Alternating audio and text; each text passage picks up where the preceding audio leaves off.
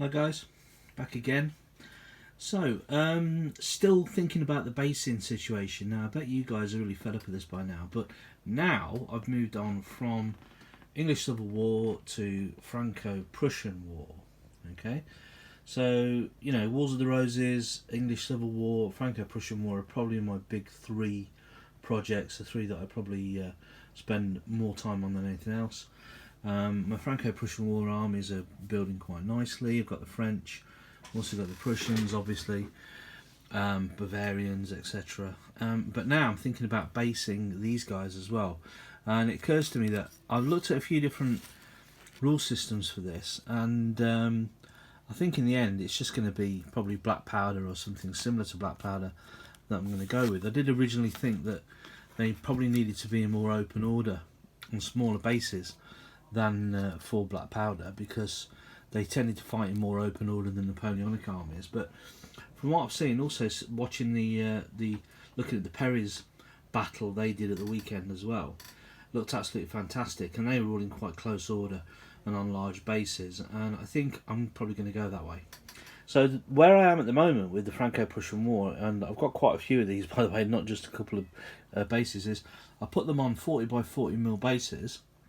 And I have put them in groups of two. Now, one of the reasons I did this was I didn't want to go in ones because I didn't want to use movement trays, and I didn't think I'd be playing skirmish games with them necessarily, but I didn't want to put them in large units of 6 or 4 and put them on a big base. I wanted to keep that flexibility, so I thought a 40 by 40 base with 2 guys on it gives me that kind of flexibility for the future, so I can have them all in open order, or I can have them, closed order, keep them together, put them in ranks, etc., etc. Now I'm thinking that I actually quite like them on a large base and not on these small bases. And if I'm going to use something like black powder. Ooh, sorry guys, black powder. Then large bases are the way to go. So, what are we thinking of doing? Well, I'm thinking about using big red back bases again. Okay. Thank you, Simon, for helping me spend my money. And where am I going to put them? Well, if I'm going to put them, I could put them right in the centre to keep them central. And then maybe, put a lot of flock and earth around them. Okay. But they look a little bit like they're a bit small on a really big base, don't they, at the minute? If we go over the top there, you can see there's quite a lot of space around them. Another thing I could do is I could place a guy behind them. So I'm just going to grab another base here. Kind of thinking as I'm going here. Place another guy behind them, and what I'll do is I've got enough figures to add a few more to the base. So if I move that to one side, move them slightly forward so there's less space at the front, and then maybe a couple of guys behind them on a couple more smaller bases. I mean, once they're kind of flocked and painted, you won't see this anyway. Okay, so move them forward slightly. Okay, and then put maybe a man at the back, loading, yep, and another guy as part of that unit running forward. So kind of build up the base like that a little bit. There we go. So then you've got 6 men on a base. Okay, so 4 at the front, 2 at the back. One at the back looks like he's running forward with his compatriots. Got a guy on the right just dropping down, guy on the left loading his rifle, his tracer rifle, other 2 shooting, guy at the back loading, guy on the left charging forward. Okay, so that doesn't look too bad actually. I quite like that idea of 6 on a base like that, and that is a 95 mil base. So essentially 2 of those side by side would be 200, almost 200 mil, which would be the front of a standard unit for black powder. Okay, 200mm is the frontage for a standard unit in black powder. Okay, two of those side by side. So, thinking about it on camera, that doesn't look too bad actually. I might actually consider doing that, maybe for some of them anyway.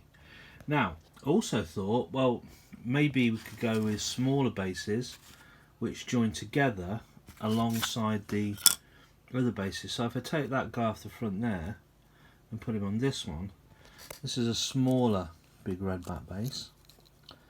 Put it moving forward slightly, sorry for the hands, and put the guy at the back again.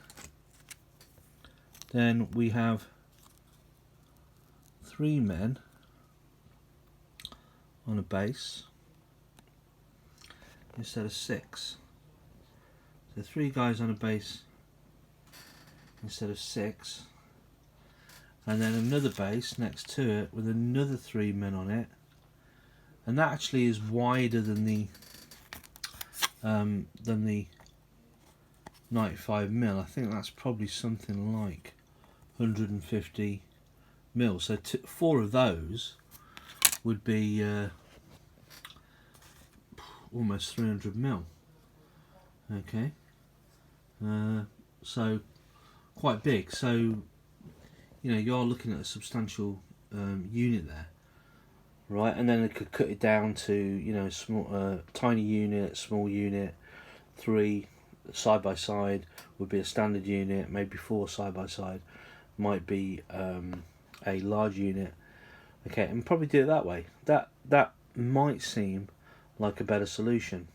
Okay, now for some of the units, some of the different armies as well, they actually look quite nice on a single base side by side. So we move over to the French, and we've got the Zouaves here.